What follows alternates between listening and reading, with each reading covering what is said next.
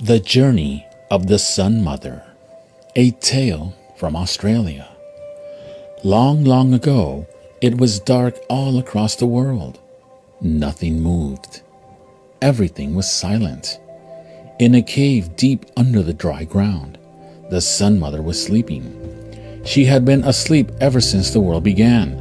Her dreams were peaceful and her breathing was slow. One day, the Sun Mother gently woke up. As she opened her eyes, light like sunbeams shone from them. It lit up the dark corners of the cave. The Sun Mother stepped out of the cave and stretched. Light from her eyes spread out over the land. She breathed deeply and a little breeze blew across the land. "Waking up feels good," she said.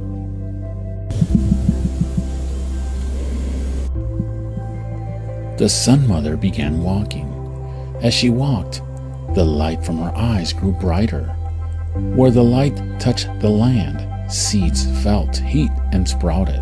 Soon, there was a trail of grass, flowers, trees, and bushes growing behind her.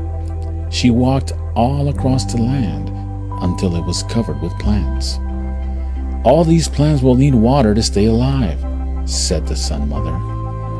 She went back to the cave, far below the ground. There, she found snakes sleeping deeply. She woke them up. The snakes began slithering and sliding out of the cave. They moved across the land.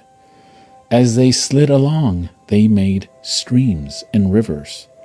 The rivers gave water to the grass, flowers, trees, and bushes. Soon, fish and other water creatures came to life in the rivers.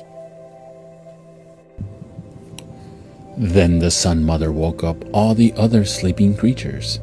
There were all kinds of animals. There were furry kangaroos and birds with feathers. There were slimy worms and scaly lizards. There were crawling insects and hopping frogs.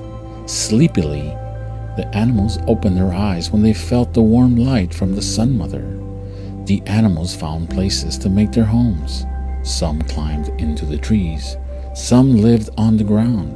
Some made holes in the sand. The animals worked hard, finding food and raising their young. They all lived beneath the Sun Mother's light. Time went by, and the Sun Mother saw that the animals were getting tired. She realized that if she stayed on Earth all the time, it would always be light. The animals would have no time to rest, and neither would she. So one day, she traveled far across the sky to the west. When she was out of sight of the animals, she stopped. She used clouds to make a bed and lay down to sleep. The animals did not know what had happened. Without the light from the Sun Mother's eyes, the world was dark again. The animals were afraid. It seemed like a very long time before the sky began to glow once more. The Sun Mother had returned to the east. There, she was rising into the sky with her golden rays. The animals were glad. She had not left them forever. They began their daily work. "This is a good thing," said the Sun Mother. "I will go on my journey across the sky every day. When I grow tired, I will sleep. Then the animals can rest, too." So each day she traveled again to the west and sank down into her bed. After a while, the animals became used to her journey. They were no longer frightened when she went away at dusk. They knew that she would always return and bring a new morning. And that is how the journey of the Sun Mother brought day and night to the world.